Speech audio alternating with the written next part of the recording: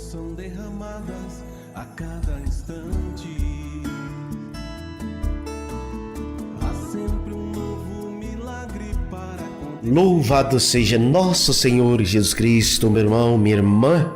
Hoje, dia 13 de abril, início da Semana Maior, ou seja, Semana Santa. Meditemos o Evangelho de São Lucas no capítulo 19, de 28 a 40, uma vez que estamos reunidos aqui, aí, em nome do Pai, do Filho e do Espírito Santo. Amém. A graça de nosso Senhor Jesus Cristo, o amor do Pai, a comunhão do Espírito Santo esteja convosco. Bendito seja Deus que nos uniu no amor de Cristo. Evangelho de Jesus Cristo, segundo Lucas. Glória a vós, Senhor. Naquele tempo, Jesus caminhava à frente dos discípulos, subindo para Jerusalém. Quando se aproximou de Betfagé e Betânia, perto do monte chamado das Oliveiras, enviou 2 de seus discípulos, dizendo: Ide ao povoado ali na frente. Logo na entrada encontrareis um jumentinho amarrado, que nunca foi montado. Desamarrai-o e trazei-o aqui. Se alguém por acaso vos perguntar: por que desamarrais o jumentinho?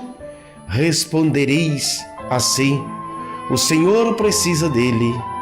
Os enviados partiram e encontraram tudo exatamente como Jesus lhes havia dito. Quando desamarraram o jumentinho, os donos perguntaram: por que estais desamarrando o jumentinho? E eles responderam: o Senhor precisa dele. E levaram o jumentinho a Jesus. Então puseram seus mantos sobre o animal e ajudaram Jesus a montar. E enquanto Jesus passava, o povo ia estendendo suas roupas no caminho. Quando chegou perto da descida do Monte das Oliveiras, a multidão dos discípulos, aos gritos e cheios de alegria, começou a louvar a Deus por todos os milagres que tinha visto. Todos gritavam: bendito o Rei que vem em nome do Senhor, paz no céu e glória nas alturas. Do meio das multidão, alguns dos fariseus disseram a Jesus: Mestre, repreende teus discípulos. Jesus, porém, respondeu: eu vos declaro, se eles se calarem, as pedras gritarão. Palavra da salvação. Glória a vós, Senhor. Meu irmão, minha irmã, entremos no relato da morte de Jesus e a história de violência inaudita perpetrada contra um homem que, na perspectiva daqueles que o conheceram bem e que o acompanharam de perto desde a Galiléia até Jerusalém, não fez nada para merecer a condenação decretada contra ele. No entanto, a morte de Jesus tem a ser entendida no contexto daquilo que foi sua vida. Desde cedo, Jesus percebeu que o Pai o chamava a uma missão: anunciar um mundo novo, de justiça, de paz, de amor aos homens. Jesus chamava o mundo novo Reino de Deus. Para concretizar o projeto de Jesus, passou pelo caminho da Palestina, fazendo o bem, anunciando a proximidade do reino de Deus. Anunciou que Deus era o amor, não excluía ninguém, nem mesmo os pecadores.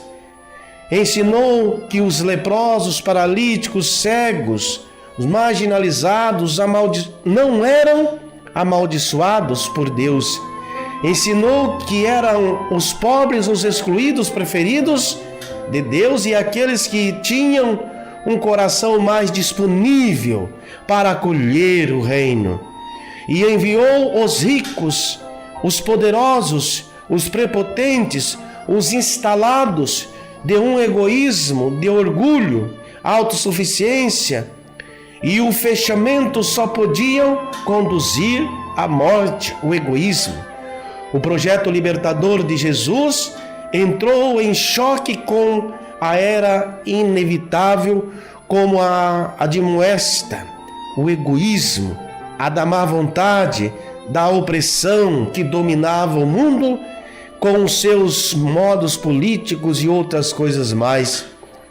Mas Jesus denuncia tudo isso que tirava a liberdade, deixava os homens toda à mercê de uma situação de domínio.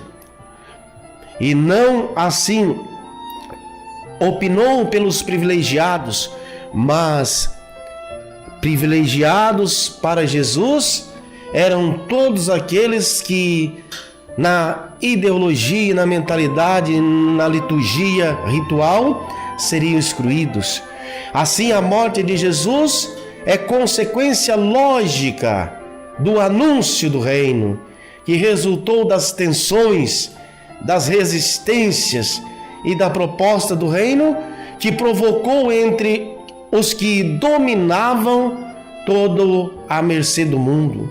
Podemos também dizer que a morte de Jesus é o culminar da sua vida. É a afirmação última, porém, mais radical, mais verdadeira, porque marcada com sangue, daquilo que Jesus pregou com palavras e com gestos, o amor, o dom total, o serviço simples. E isso incomodou. Assim, aquela cruz erguida numa colina fora das muralhas de Jerusalém, e ver o testemunho de Jesus deixou perceber que a vida estava ali. Portanto, na cruz vemos aparecer o homem novo, o protótipo do homem novo, que radicalmente deixa ser conduzido pela morte, mas para libertar toda a sua escravidão do pecado.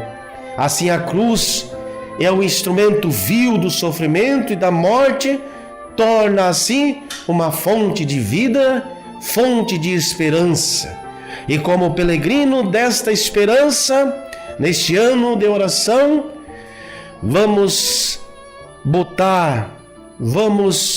determinar, vamos focar a nossa missão em Jesus, que é a única esperança total para todos os homens de todos os tempos. E assim rezemos: Pai nosso que estais no céu, santificado seja o vosso nome. Venha a nós o vosso reino, seja feita a vossa vontade, assim na terra como no céu. Pão nosso de cada dia nos dai hoje. Perdoai as nossas ofensas, assim como nós perdoamos a quem nos tem ofendido. E não deixeis cair em tentação, mas livrai-nos do mal. Amém.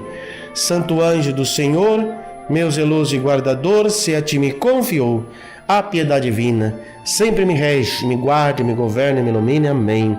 O Senhor esteja convosco, Ele está no meio de nós. Deus Todo-Poderoso, pela intercessão de Nossa Senhora Aparecida, que abençoe, que tenhamos uma boa Semana Santa de reflexão, mas também de vitórias. Em nome do Pai, do Filho e do Espírito Santo. Amém. Um abraço, um beijo no coração. Fiquem com Deus. Até mais. Tchau, tchau.